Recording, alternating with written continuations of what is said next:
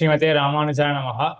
இந்த நாலஞ்சாறுல எம்பெருமானுடைய இந்த லீலா விபூதியில இருக்கிற சேத்தனர்களுடைய ஸ்வரூப ஸ்திதி பிரவருத்திகள் அப்படின்னு எம்பெருமான் சொன்னா, அதுல 4வது பாசுரத்தாலும் 6வது பாசுரத்தாலும் சாமானாதிகரண்யம் அப்படின்னு இந்த சேத்தனர்களால குறிப்பிடப்படுகிறவன், சேத்தனர்களுக்கு அந்தர்யாமியாக அந்த ஷரீராத்ம சம்பந்தத்தோட கூடியிருக்க பெற்றவன் அப்படின்னு பார்த்தோம் இல்லையா? இந்த ஷரீராத்ம சம்பந்தத்தை பார்க்கல. நம்ம இனிமேல் பார்க்க 7ஆம் பாட்டை தான் பார்க்க போறோம்.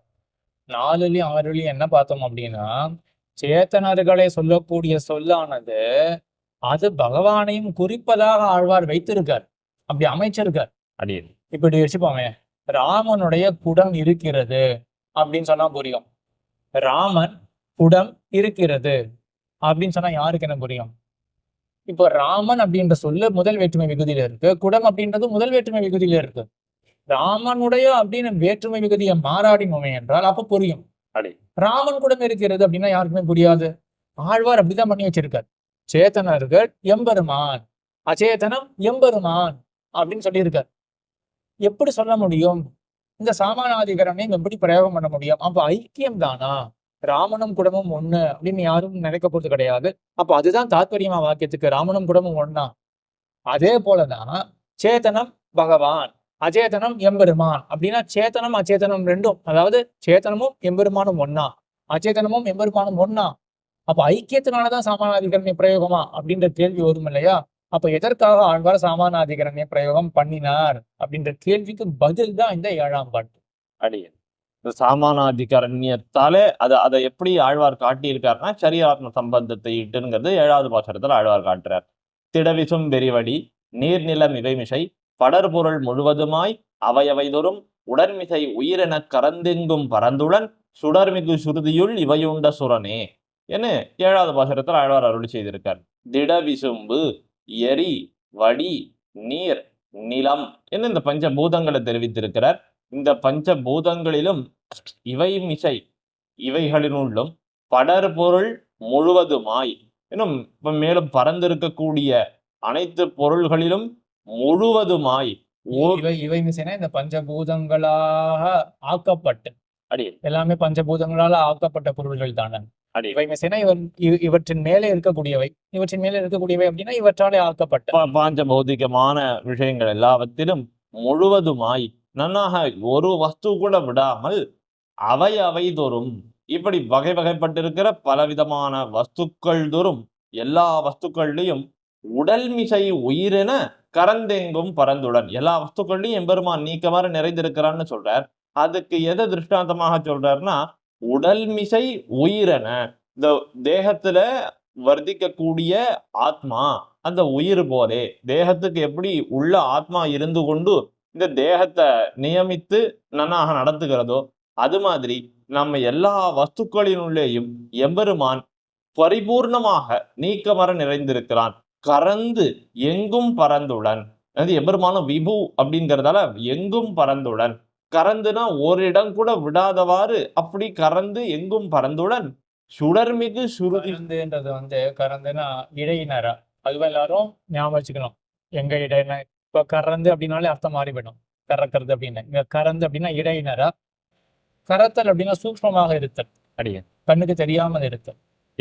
கறந்து அடி கண்ணுக்கு தெரியாதவாறு எங்கும் பரந்துடன் விபுவாகிற தன்னுடைய சொரூபத்தோட முழுவதுமாக எம்பெருமான் வியாபித்திருக்கிறான். மேலும் அந்த எம்பெருமான் எப்படிப்பட்டவன்? சுடர்மிகு சுருதியுள் இவையுண்ட சுரனே. சுடர்மிகு சுருதியுள் இப்படி நன்னாக ஒளிவிடக்கூடியதான ஸ்ருதி, இந்த வேதத்தினுள்ளே இருக்கிறான். வேத பிரதிபாத்தியனாக எம்பெருமான் இருக்கிறான். மேலும் இவையுண்ட சுரனே, இவை உண்ணுதல் அப்படின்னா இவை எல்லாவற்றையும் சம்ஹரிக்க கூடியவனான தேவன். சுரன்னா தேவன். இப்படி எல்லாவற்றையும் விளையாட்டாக சம்ஹரிக்கக்கூடியவன் அப்படிங்கிற இருக்கக்கூடியவனான எம்பெருமான் எல்லா வஸ்துக்களினுள்ளும் ஒரு உடம்புல உயிர் இருப்பது போல இந்த சரீராத்ம சம்பந்தம் போலவே தன்னுடைய விபுவாகிற ஸ்வரூபத்துக்கு குறைதோத்தாதவாறு எல்லா வஸ்துக்கள்லையும் நீக்கமர நிறைந்திருக்கிறான் அப்படின்னு அந்த சரீராத்ம சம்பந்தத்தை சொல்லி இதனாலதான் அந்த சாமானாதிகரண்யத்தை ஆழ்வார் இடத்திலே நன்னாக நமக்கு தெளிவாக காட்டுகிறார் இந்த 7வது பாசுரத்தார். இது 2 முக்கியமான அம்சங்கள் இருக்கு. முழுவதும் அப்படின்னு வருதா, திடவிசம்பெருவழி நீர்நிலை படற்பொருள் முழுவதுமாய், படற்பொருள் முழுவதுமாய் அவை தோறும். முழுவதும் எல்லா பொருள்கள்ல அவை அவை தூரம் அப்படின்றது இருக்கா, ஒவ்வொரு பொருளின் உள்ளே. இது முக்கியமான ஒரு சம்பிரதாய அர்த்தம். ஜாதி பரிசமாப்பிய வர்த்திக்குமா போலே அப்படின்னு சொல்லுவார்கள். பரிசமாப்பிய வர்த்தி அப்படின்னு ஒரு விஷயம் இருக்கு, அது ஒண்ணு.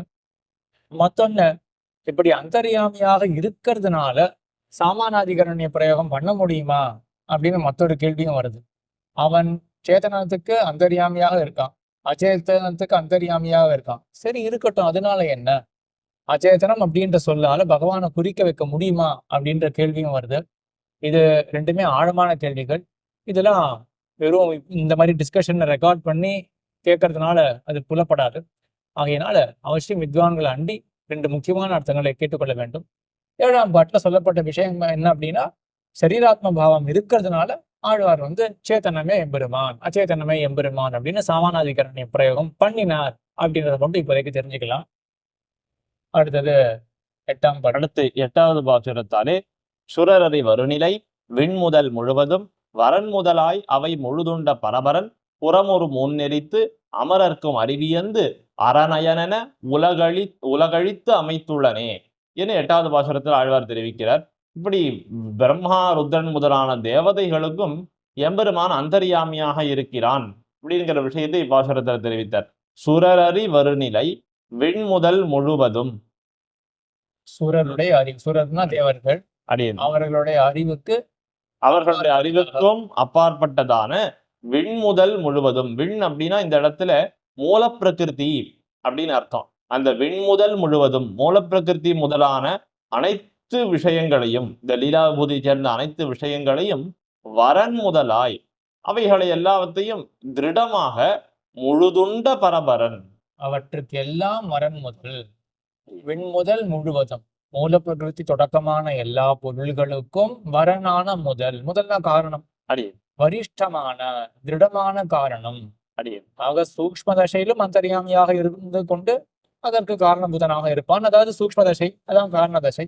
அதற்கு பிறகு அப்பவும் உள்ளே இருப்பான். அதே போல காரிய தசை வந்தவாறே சூக்ஷ்ம, அதாவது ஸ்தூலமான தசை வந்தவாறே அப்பவும் உள்ளே இருக்கான். அடியேன் இப்படிப்பட்ட வரிஷ்டமான காரணபூதன் முதல்ல வரிஷ்டமான காரணபூதனாய் வரன் முதலாய் அவை முழுதுண்ட. முதல்னு சொன்னதாலே காரணத்துவம், அவைகளையெல்லாம் எம்பெருமான் தான் சிருஷ்டி பண்ணினான் அப்படின்னு தெரிவிக்கிறார். முழுது உண்ட அப்படிங்கிறதால எல்லாவற்றையும் தான் எதையெல்லாம் படைத்தானோ அத்தனையும் தானே சம்ஹரித்தான். முழுதுண்ட பரபரன், சர்வஸ்மாத் பரன் என்ன தெரிவிக்கிறார். இப்படிப்பட்ட சர்வஸ்மாத் பரன் யாரு? அது பிரம்மாவோ ருத்ரனோன்னு நினைச்சுக்க கூடாதோ இல்லையோ.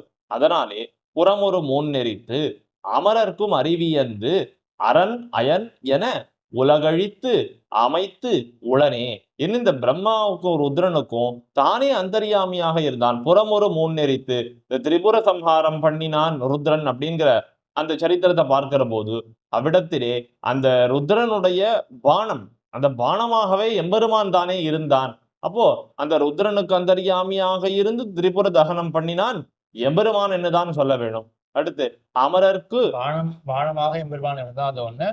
விஷ்ணுராத்மா பகவதோ பவஸ்ய அமித தேஜசா தஸ்மாத் தனுர்ஜா சம்ஸ்பர்ஷம் ச விஷேகே மகேஸ்வரஹா அப்படின்னு இவன் உள்ளுக்குள்ள இருந்த படியினாலதான் அந்த நாணை ஏற்றி அவனால அம்பே எய்ய முடிஞ்சது அடியேன் அப்படின்னு புராண வச்சனமும் காட்டுறதுனால இப்படி ருத்ரனுக்கும் அந்தர்யாமியாக எம்பெருமான் இருந்தான்.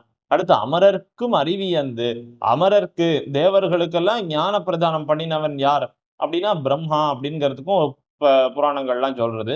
அப்ப அறிவியந்து, அந்த இயந்துங்கிறது ஈந்துங்கிற வார்த்தை இயந்துன்னு இயைந்து வந்திருக்கிறது அப்படின்னும் பெரியவர்கள் சொல்றார்கள். மற்றொரு அர்த்தம் அறிவு வியந்து, அந்த அறிவுங்கிற வார்த்தை கடைக்குறை விகாரமாகி அறிவியந்து அப்படின்னு அந்த தேவர்களுக்கெல்லாம் ஞானத்தை கொடுத்து. வியத்தல் அப்படின்னாலே வியத்தல்னா கடத்தல் கொடுத்தல் அர்த்தம். ஆக அறிவியந்து அப்படின்னா அறிவை வியக்கிறது, வியக்கிறதுனா கொடுக்கிறது, கொடுத்தல், வியத்தல்னா கொடுத்தல் அப்படின்னு அர்த்தம். அடியே இப்படி அறிவை கொடுத்து இப்படி திரிபுர தகனம் பண்ணினது என்ன, தேவர்களுக்கெல்லாம் ஞான பிரதானம் பண்ணினது என்ன, இதெல்லாம் யார் பண்ணாள்னா அரண் அயன். பிரசித்தமா பார்த்தா இவா 2 பேர் பண்ணாள்னு தெரியாது. ஆனா அப்படித்தான் தோத்துறது. ஆமா, இவர்கள் தான் பண்ணார்கள் அப்படின்னு சொல்லும்படியாக இருக்கு.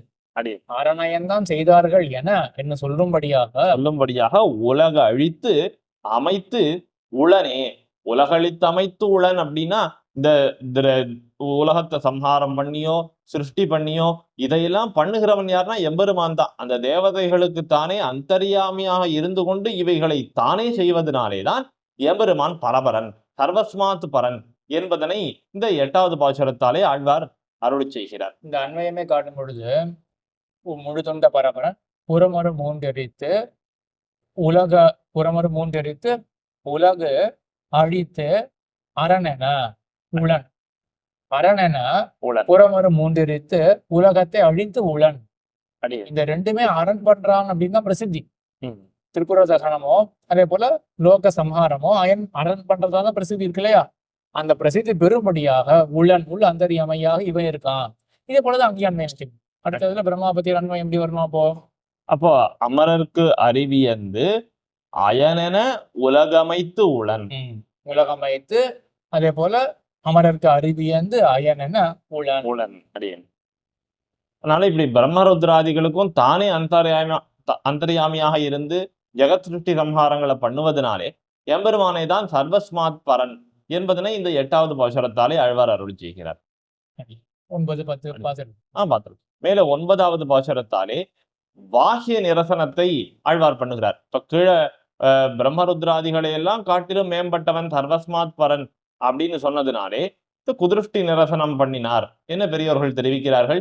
இப்பாசுரத்தாலே பாஹ்ய நிரசனம் பண்ணுகிறார். விசேஷமா பௌத்தனை நிரசிக்கிறார் அப்படின்னு சுவாமி கூரத்தாழ்வான் அருளி செய்வரான்.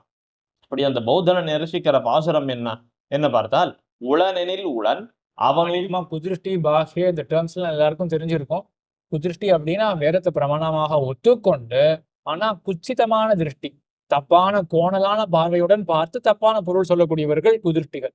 பாஹ்யர்கள் அப்படின்னா வேத பிராமணியத்தை இசையாதவர்கள், வேதத்தாலதான் இதை தெரிஞ்சுக்க முடியும் அப்படின்றதை இசையாதவர்கள், வேதத்தினுடைய பிராமணியத்தை ஒப்புக்கொள்ளாதவர்கள், அவர்கள் தான் பாஹ்யர்கள், வெளிப்பட்டவர்கள். இந்த பாட்டுல பாஹ்யர்கள், நிரசிக்கப்படக்கூடிய பாஹ்யர்கள் பௌத்தர்கள். இப்படி உளனெனில் உளன் அவன் உருவம் இப்பொருள்கள். ஆழ்வார் ஒரு பௌத்தனை பார்த்து கேட்கிறாராம், இனி எம்பெருமான் இல்லை உலகம் இல்லை எல்லாம் சொல்றியே, சரி எம்பெருமான் இல்லைங்கிறத நீ எம்பெருமான் இருக்கான்னுங்கிறத ஒத்துண்டு ஸ்தாபிக்க போறியா இல்ல எம்பெருமான் இல்லைங்கிறத ஒத்துண்டு ஸ்தாபிக்க போறியா அப்படின்னு கேட்க அதுக்கு ஆழ்வார் 2 விதங்களாலும் பதில் சொல்றார். உளனெனில் உளன் அப்படின்றது அதுக்கு மேற்பட எப்படி சொல்லணும்னா பிரதிஜ்ஞா ஸ்டேட்மெண்ட் எப்படிப்பட்டது. நீ பகவான் இல்லை அப்படின்னு ஸ்தாபிக்கிறதுக்கு ஏதாவது ஒரு வச்சனம் சொல்லணும் இல்லையா, ஒரு வாக்கியம் சொல்லணும். அதான் பிரதிஜ்ஞா அப்படின்னு பேர், ஸ்டேட்மெண்ட். அதுக்கப்புறம் தான் ஹேத்து, என்ன ரீசன் அப்படின்னு சொல்றதுதான் முதல்ல பிரதிஜ்ஞா, அப்புறம் ஹேத்து. பிரதிஜ்ஞா என்ன, உன்னுடைய ஸ்டேட்மெண்ட் என்ன? இப்போ பகவானை நிராகரிக்கணும் அப்படின்றதுக்கு நீ பயன்படுத்தக்கூடிய ஸ்டேட்மெண்ட் என்ன? பகவான் உளன் அப்படின்ற ஸ்டேட்மெண்ட்டா அப்படின்னு ஆழ்வார் கேட்கிறார். இல்லைன்னா பகவான் இல்லை அப்படின்ற ஸ்டேட்மெண்ட்டா அப்படின்னு ஆழ்வார் கேட்கிறார்.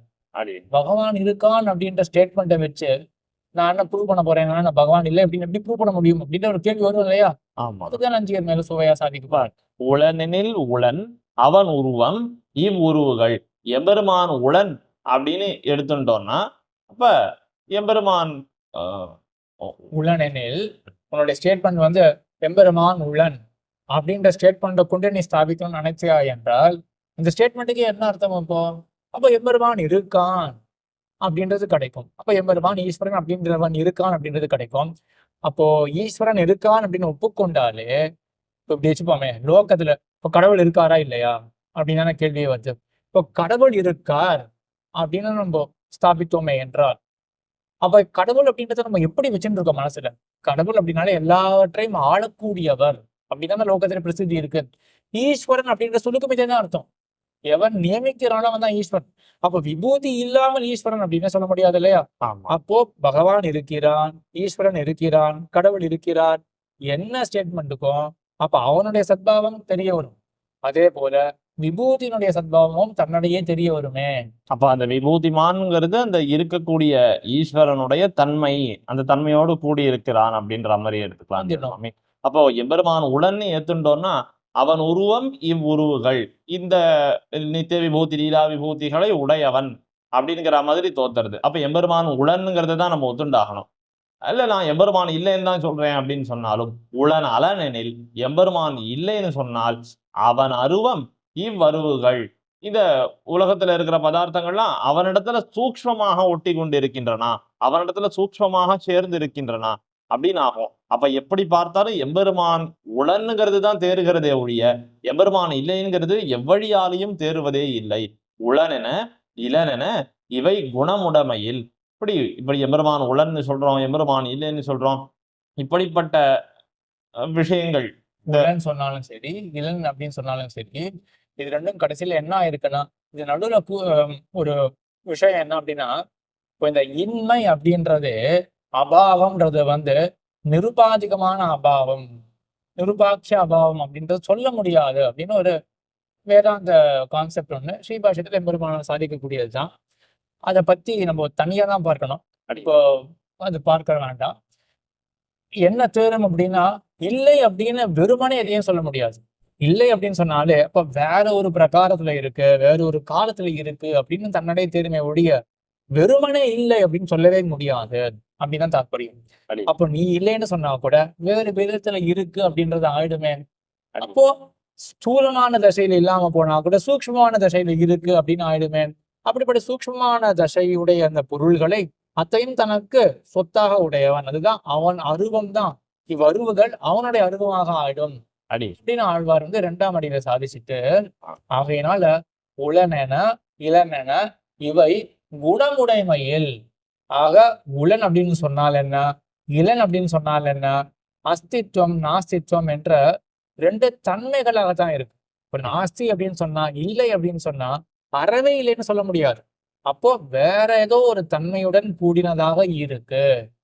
உளன் இருக்கு அப்படின்னு சொன்னாலும் ஏதோ ஒரு தன்மையுடன் கூடினதாக இருக்கு. தன்மையில தான் வேறுபாடை ஒழிய பொருளே இல்லை அப்படின்னு சொல்ல முடியாது என்று ஆன பிறகு இவை குணமுடைமையில். இவை இரண்டும் அவனுக்கு குணம் என்று ஆன பிறகு இவை குணமுடைமையில். இவற்றை இரண்டையும் குணமாக அவன் உடையவனாக இருக்கையில் இருக்கிறபடியினால் இப்படி எம்பெருமான் உளன் இளன்னு சொன்னா கூட அது அவனுக்கு குணமாகவே ஆகிறபடியினாலே உளனிரு தகமையோடு ஒழிவிலன் பறந்தே. இப்படி எம்பெருமான் இருக்கக்கூடிய இந்த குணங்களோட கூடி இருக்க பெற்றவனாய் பறந்தே ஒழிவிலன் எல்லாவிடங்களிலும் விடாமல் நீக்கமர நிறைந்திருக்கிறான் என்று இந்த எம்பெருமானை இல்லைன்னு சொல்ற பாக்கியர்கள், எம்பெருமானே இல்லை உலகமே இல்லைன்னு சொல்ல பாக்கியர்களை எல்லாம் பிரமாணமும் இல்லை வேதமும் இல்லை அப்படின்னு சொல்லக்கூடிய சர்வசூன்யவாதிகள் பௌத்தர்கள். இப்படிப்பட்ட பௌத்தர்களை பாக்கிய மதத்தை சேர்ந்தவர்களை ஆழ்வார் இந்த 9வது பாசுரத்தாலே கண்டிக்கிறார். இதுல ஒண்ணே தகமை அப்படின்னு வருது இல்லையா கடைசி அடியில, தகைமை அப்படின்னாலும் மறுபடியும் பண்பு அப்படின்னு நடத்தும், குணங்கள் அப்படின்னு. மேல 9ஆம் பாட்டு கஷ்டமான பாட்டு. இப்போ ரொம்ப சுருக்கமா பார்த்துருக்கோம். இதுல பல பேருக்கு சந்தேகங்கள்லாம் வரலாம். அவசியம் அதை இன்டராக்ஷன் மூலமாக தான் அதை தெரிந்து கொள்ள வேண்டும். மேல 10வது பாசுரத்தாலே எம்பெருமான் பல பாசுரங்கள்ல பார்க்கிறோம், வியாபித்திருக்கிறான், எல்லா இடங்களிலும் நீக்கமர நிறைந்திருக்கிறான். எத்தனை சௌகரியமாக எம்பெருமான் வியாபித்திருக்கிறான். இந்த வியாப்தி சௌகரியம்னு சொல்லுவார்கள். அந்த வியாப்தி சௌகரியத்தை ஆழ்வார் அருள் செய்கிறார் 10வது பாசுரத்தாலே.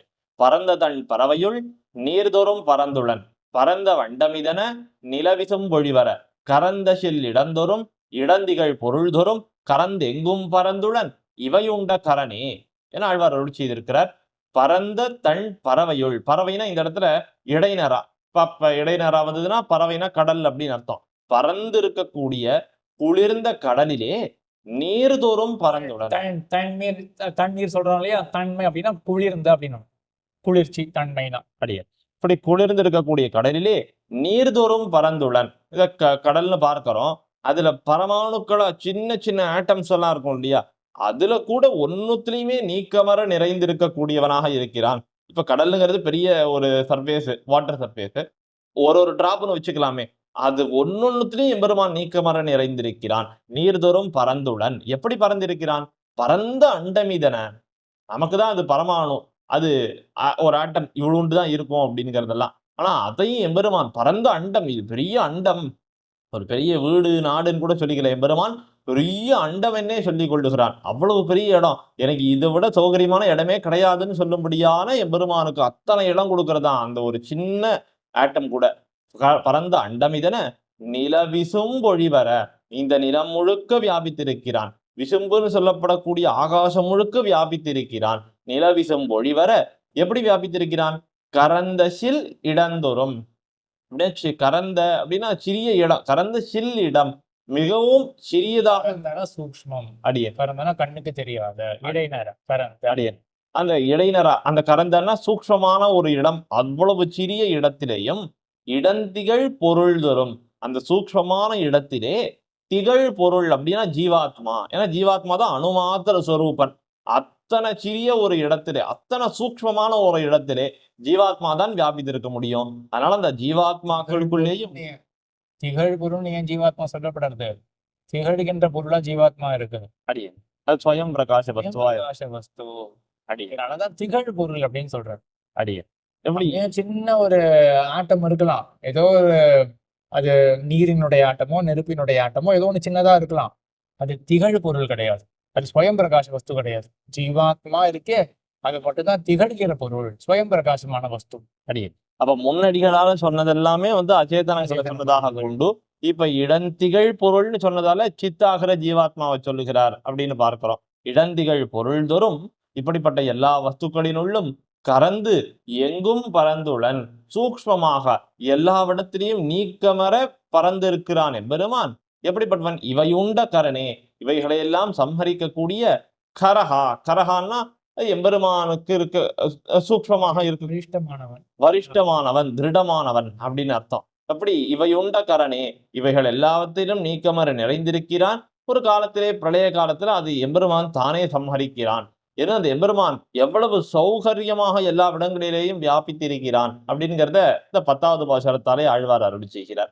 மேலே 11வது பாசுரத்தாலே இந்த உயர்நலம் என்கிற திருவாய்மொழிக்கு பலஸ்ருதியை ஆழ்வார் அருளி செய்கிறார்.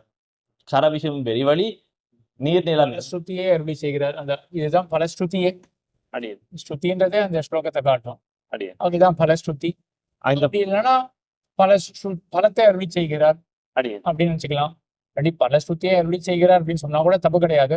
ஏன்னா இப்போ பாட்டை அருளி செய்கிறார், இல்லாட்டி அர்த்தத்தை அருளி செய்கிறார், எப்படி வேணாலும் வச்சுக்கலாம் இல்லையா? பலஸ்ருதினா அந்த பாட்டை தான் குறிக்கிறது. பாட்டை அருளி செய்கிறார் அப்படின்னாலும் தப்பு கிடையாது. அடியேன் இந்த பலன் சொல்லக்கூடிய பாசுரம் முக்கியமா இந்த திருவாய்மொழியில ஒரு திருவாய்மொழியிலும் கடைசி பாசுரத்திலே ஆழ்வார் தம்முடைய திருநாமத்தை வெளியிடுறதுனாலே இது திருநாம பாசுரம்னே சிறப்பித்து கூறுவர்கள் நம்முடைய ஆச்சாரியர்கள்லாம். அப்ப கரவிசும் வெறிவழி நீர்நிலம் இவைமிசை வரணவில் திரள்வழி அழிபொறையாய் நின்ன பரநடி மேல் குருகூர் செடகோபன் சொல் நிறை நிறை ஆயிரத்து இவை பத்தும் வீடே என ஆழ்வார் இதை பூர்த்தி பண்ணியிருக்கார். கரவிசும்பு எரி வழி நீர் நிலம் இவை மிசை. முதல்லயே திடவிஷம் பெரியவடின்னு பார்த்தா போல இந்த பஞ்ச பூதங்கள் இவைகள் இவற்றுக்கு மேலே அடுத்து இவற்றுக்கு மேல என்ன இருக்குன்னா வரணவில் திரள் வழி அழி பொறையாய் நின்ன. இந்த பஞ்சபூதங்களுக்கும் இருக்கக்கூடிய 5 தன்மைகள் வரணவில் திரள் வழி இந்த ஆகாசம் இருக்கிறது. அது எப்படிப்பட்டதுன்னா அது சூக்ஷ்மமானது, மிகவும் சூக்ஷ்மமானது, கண்ணுக்கு இலக்காகாதது. அது பார்க்கறதுக்கு ஒரு மாதிரி ஒரு அவகாசம் இருக்கிறா போல தோத்துமே தவிர நம்முடைய கண்ணுக்கு நேரே இலக்காகமான ஆகாது. அதனாலே வேதாந்தத்துல ஆகும். ஆகாசம்ன்றது பிரத்யக்ஷம் அப்படின்னும் தத்துவமுக்தா கதாபத்துல வேதாந்தாச்சாரிய சாதிச்சிருக்கார். ஆகாசம் பிரத்யக்ஷம் அப்படின்னு எம்பெருமானாரும் அது பஞ்சீகரணத்தினால பிரத்யக்ஷமாக ஆகும் ஆகாசம் அப்படின்னு சாதிச்சிருக்கார். ஆகாசம் பிரத்யக்ஷம் சித்தாந்தத்துல, ராமானுஜ சித்தாந்தத்துல, வேதாந்தத்துல ஆகாசம் பிரத்யக்ஷம் தான். அது ஆகாசம்ங்கிறது வரணவில் திரள் வழி இப்படி கரவிசும்பு எரி அப்படின்னா அந்த நெருப்பு அப்படின்றது திருடமான ஆகாசம் கடைசி வரைக்கும். இப்போ ஆகாஷாத் வாயு அப்படின்னு ஆகாசத்துல இருந்து முதல்ல வாயு வருதா, அப்போ சம்ஹார செயல் என்ன ஆகும்? பஞ்சபூதங்கள் ஒவ்வொன்றா அழியும் பொழுது அந்தந்த முன்னிலையில இருக்கக்கூடிய பூத்தத்துல போய் லயம் அடைஞ்சிடுமா? கடைசி வரைக்கும் ஆகாசம் இருக்கும், அங்கதான் எல்லாமே லயம் அடையணும். அது வரையிலும் இருக்கே ஆகாசமானது. அப்போ ஆகாஷாத் வாயு அதிலிருந்துதான் மற்ற பூதங்கள் தோன்றுகிறபடியால இது திருடமாக இருக்கிறது. வரணவில் திரள் இந்த நெருப்பு அது நன்னாக ஒளியோட முதல் அடியில 5 பூதங்களை சாதிச்சார். கர விசும்பு எரி வழி நீர் நிலம் ஆக அப்படின்னு 5 ஆயிரத்தி இல்லையா? அடுத்ததுல அந்த 5 பண்பு சாதிக்கிறார். பஞ்சபூதங்களினுடைய 5 பண்புகள். வரன் நவில், நவில்னா வரிஷ்டமான சப்தம், நவில்னா சப்தம் இல்லையா? சப்தமானது இதனுடைய குணம் ஆகாசத்தினுடைய குணம் இல்லையா? அப்படியே எக்ஸாக்டா அடுத்தடுத்து இந்த பண்பு, அந்த பூதம் அதனுடைய பண்பு. வரனவில் திரள் அப்படின்னு அந்த நெருப்பினுடைய தன்மையை ஆழ்வார் குறிப்பிடுகிறார். நெருப்பானது நல்லா வலிமை மிகுந்தது, திரள் மிடுக்கு மிடுக்குடையது, நெருப்பினுடையதா இல்லாட்டி காட்டினுடையதா நீங்க மறந்து போயிடுது. கரவிசம்பு எரி வலி. அப்படி வரிசையா தான் வருதா? ஆமா சுவாமி. சரி. கரவிசம்பு வரணவில் திரள் வலி அப்படின்னா அந்த காற்று அது அத்தனை வலிமையோட கூடினதாக இருக்கக்கூடியது அப்படின்னு பார்க்கிறோம். எரி வலி. நீர் அப்படின்னா அழி. நீர்ங்கிறது அழினா தன்னழியாக இருக்கக்கூடியது, நன்னாக குளிர்ந்து இருக்கக்கூடியது, சுவாவமாக உடையது நீர் அப்படின்னு. பொறை அப்படின்னா க்ஷமை, பொறுமையோட கூடி இருக்கக்கூடியதுதான் நிலம். அதனாலதான் பூமிக்கு க்ஷமா அப்படின்னே பேர் சொல்லுவோம். இப்படி பொறையாய் நின்ன இப்படி பஞ்சபூதங்களுமாய் அவைகளுக்கு இருக்கக்கூடிய தன்மைகளுமாய் இருக்கக்கூடிய பரநடி மேல் மறுபடியும் சாமானாதிகரண்யத்தை கொடுக்கிறார். இப்படி பரநடி மேல் இப்படி இருக்கக்கூடிய இவைகளாலே இவைகளுக்கு அந்தரியாமியாக இருக்கக்கூடியவனான எம்பெருமான் மேல் குருகூர் சடகோபன் சொல். ஆழ்வார் தம்முடைய திருநாமத்தை இவ்விடத்திலே வெளியிடுகிறார். குருகூர் சடகோபன் சொல் நிறநிறை ஆயிரத்து இவை 10 வீடே. நிறநிறை ஆயிரம் அப்படின்னா இந்த மேன்மேலும் நன்னாக எம்பெருமானுக்கு கைங்கரியமாக சமர்ப்பிக்கப்படுகிற 1000. இலக்கணத்தினுடைய குறிப்புகள் எல்லாம் பொருத்த பெற்ற நிறைந்திருக்கக்கூடிய நிறநிறை 1000. நிறநிறை ஆயிரத்து. இப்ப இந்த இடத்துல இன்னொன்னு பார்க்கலாம். நம்ம திருவாய்மொழி ஆழ்வார் அருளி செய்வதற்கு முன்பாக 1000 அப்படின்னு தாமே ஒரு கணக்கு சொல்லுகிறார். 1000 பாசுரம் அருளி செய்ய போகிறேன். எப்படி ஒரு பிரம்மாவினுடைய அனுகிரகத்தை பெற்று வால்மீகி பகவான் ஸ்ரீராமாயணத்துல பெருமாளுடைய சரித்திரத்தை நான் ஏத்துக்கிறேன் அப்படின்னு சங்கல்பம் பண்ணி தொடங்கினாரோ, இது பிரம்மாவினுடைய அனுகிரகம் இல்லாமல் எம்பெருமான் நேரே மயர்வர மதிநலம் அருள பெற்றவர் இல்லையா இந்த ஆழ்வார். அதனால 1000 அப்படின்னு தாமே சங்கல்பித்துக் கொள்கிறார். 1000 இவை 10. அதுல இந்த 10 பாசுரங்களும் வீடே. இந்த 10 பாசுரங்களும் எம்பெருமானுக்கு கைங்கரியமாக சமர்ப்பிக்கப்பட்டவை ஆகையாலே இந்த 10 பாசுரமுமே நமக்கு மோட்சத்தை பெற்றுக் கொடுக்கும் அப்படின்னு இவை 10 வீடேனே சொல்லிட்டதுனாலே அந்த மோட்சத்தையே பெற்று கொடுத்து விடும். முதல்ல வீடு அப்படின்னா விடப்பட்டவை, சமர்ப்பிக்கப்பட்டவை, கைங்கரிய ரூபேன சமர்ப்பிக்கப்பட்டவை, இது ஒரு அர்த்தம். இவை 10 வீடு விடப்பட்டவை, சமர்ப்பிக்கப்பட்டவை, இது ஒரு அர்த்தம். மத்தொன்னு வீடு அப்படின்னா மோட்சம் அப்படின்னு அர்த்தம். இந்த 10 பாட்டு மோட்சம் இரண்டாவது அர்த்தம். இந்த 10 பாட்டு எப்படி மோட்சமாக ஆகும்? இந்த 10 பாசுரங்களை அனுசந்தித்தால் இது நன்னாக கத்துக்கொண்டு அர்த்தானுசந்தானத்தோடு கூடியிருக்க பெற்றால் அதுவே நமக்கு மோட்சத்தை பெற்றுக் கொடுக்கும். நம்ம பண்ணக்கூடிய அந்த ஸ்வரக்ஷணே சுவாமின்ற தடையை நிவர்த்தி பண்ணி கொடுத்து எம்பெருமானுடைய நிருகத்துக்கு கிருபைக்கு நாமை விஷயமாக ஆக்கி கொடுக்கும் இந்த 10 பாட்டும். 10 பாட்டும் வீடே அப்படின்னு. மற்றபடி அர்த்தங்கள் எல்லாமே அடியன் ரொம்ப அழகா சாய்ச்சது. அடியன் ஆக இந்த முதல் பதிகத்துல எம்பெருமானுடைய பரத்வத்தை ஆழ்வார் சுத்தி சாயையால பிரதிபாதிக்கிறார். வேதாந்தம் எப்படி சொல்லுமோ பகவத் பரத்வத்தை அந்த சாயையில இந்த முதல் பதிகத்துல ஆழ்வார் எம்பெருமானுடைய பரத்வத்தை அருளி செய்தார். அதிலும் முதல் 3 பாட்டு சங்கிரகம் அப்படின்றத பார்த்தோம். அதற்கு பிறகு பறக்க 7 பாட்டால லீலாயுபூத்தினுடைய பிரக்கிரியெல்லாம் அருளி செய்தார் ஆழ்வார். சுதர்சன் சுவாமிக்கு பரம இந்த தன்யங்களை தெரிவித்துக் கொள்ள வேண்டும். இந்த மாதிரி ரொம்ப அழகாக இந்த அர்த்தங்கள் எல்லாம் நல்லாக ஞாபகப்படுத்தி இந்த மாதிரி சொன்னதுக்கு பெருத்த தன்யங்கள். ஸ்ரீமதே ராம.